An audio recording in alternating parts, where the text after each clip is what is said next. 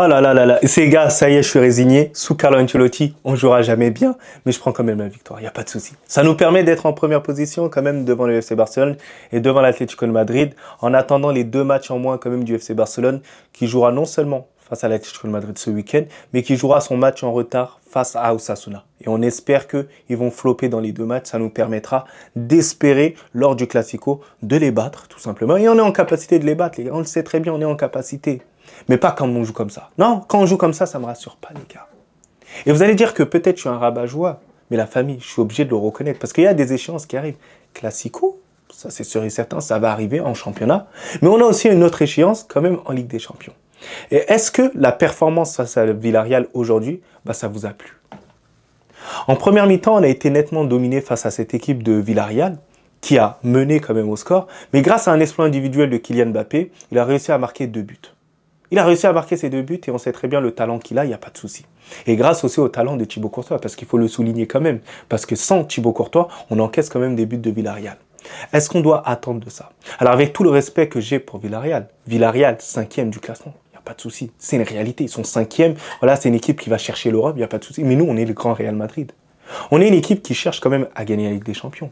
On est une équipe qui joue quand même le titre là cette saison. On rêve d'avoir le titre. Mais comment on peut jouer comme ça? Et c'est là que je veux encore pointer du doigt le grand coupable, l'entraîneur, Carlo Ancelotti. Le pressing, il est exercé comment? Le pressing, il est fait de manière hasardeuse. J'ai l'impression qu'il aligne les joueurs comme ça, jouez comme vous voulez. Ce n'est pas comme ça le football. Est-ce que vous voyez ça à Liverpool? Ce n'est pas normal. En fait, ce qui manque au Real Madrid là cette année, parce que les années précédentes, c'était pas un beau Real Madrid en termes de jeu, mais il y avait quand même une discipline tactique sur le plan défensif.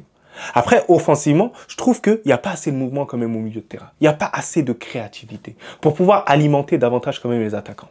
Alors certes, on crache sur les attaquants, que ce soit Kylian Mbappé, Rodrigo, Vinicius, il n'y a pas de souci. Par moments, ils font des mauvais matchs. Mais ils ne sont pas assez alimentés par les milieux de terrain. Alors, je ne mets pas en doute leur capacité défensive parce que défensivement, ils font quand même le taf.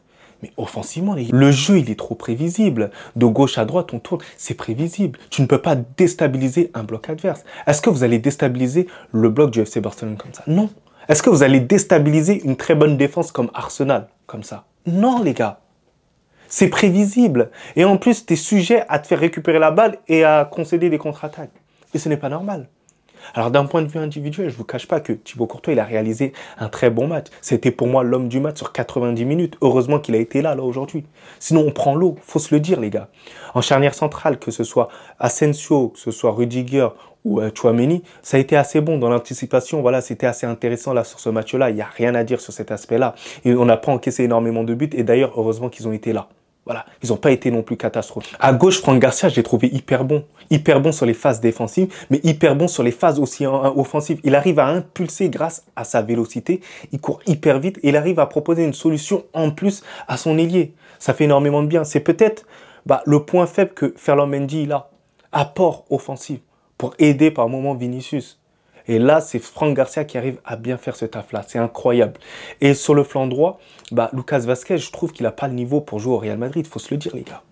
Au Real Madrid, tu ne peux pas nous proposer ça sur le plan défensif. Et c'est pour ça que j'ai hâte que Carvajal y vienne assez rapidement.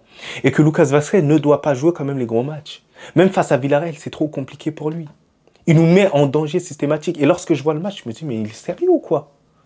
Il a oublié comment il jouait à son poste. C'est quand même incroyable. Donc là, j'espère que Carlo Ancelotti, il arrive à voir ça et qu'il aille chercher un joueur de la Castilla. C'est ça qu'il va falloir faire ça à un moment. Ensuite, au milieu de terrain, que ce soit Camavinga, que ce soit Jude Bellingham, que ce soit Valverde, sur l'aspect défensif, j'ai rien à dire. Il n'y a pas de souci sur cet aspect-là. Mais moi, ce que je demande, c'est que sur de la création, il soit beaucoup plus en lien, en phase. Un peu comme les milieux de terrain, par exemple, du Paris Saint-Germain, ils font. Un peu comme les milieux de terrain du FC Barcelone, ils font. Il faut qu'ils soient en phase. Parce que là, j'ai l'impression que c'est des individualités qui se donnent la balle. Et au final, c'est trop lent et c'est trop prévisible. Chacun reste dans sa zone et c'est problématique. Et pour venir encore plus toucher un joueur, c'est plus Bellingham aussi. Bellingham, j'ai trouvé que son match, il n'était pas ouf. Parce que j'ai l'impression qu'il ne sait pas où se positionner. Par moments, il se gêne avec Kylian Mbappé qui vient décrocher à certains moments. Il ne sait pas s'il doit trop se déporter devant parce qu'au final, Kylian Mbappé, il est là. C'est pas comme l'année dernière où il n'y avait pas de numéro 9, donc il pouvait s'engouffrer directement là-bas. Mais j'ai l'impression que là, maintenant, il n'arrive plus à se repérer sur ça. Sur le plan défensif, on peut rien lui reprocher. Il fait les efforts, il n'y a pas de souci. Mais j'ai l'impression qu'il y a un truc qui cloche vraiment sur Jude Bellingham. Il s'énerve facilement sur le terrain, il y a de la frustration parce qu'il a envie de bien faire les choses. Il sait qu'il est mauvais en ce moment.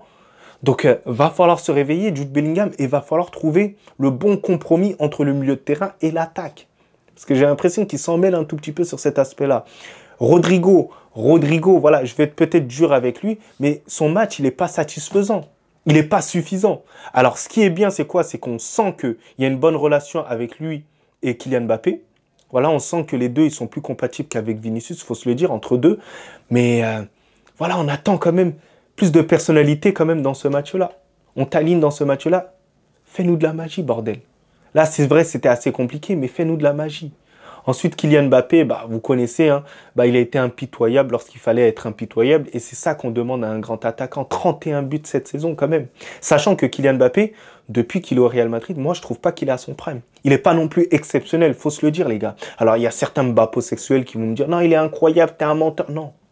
Le prime de Kylian Mbappé, il était au Paris Saint-Germain. Mais malgré ça, il arrive à te mettre 31 buts. C'est incroyable. Franchement, je ne sais même pas comment il a fait. C'est incroyable. À droite, Brahim Diaz, j'en attends toujours plus. Même si il aide quand même Kylian Mbappé à marquer quand même son premier but, mais on en attend quand même un tout petit peu plus. On te met titulaire. Profites-en pour gagner encore des points. Profites-en pour gagner des points un tout petit peu.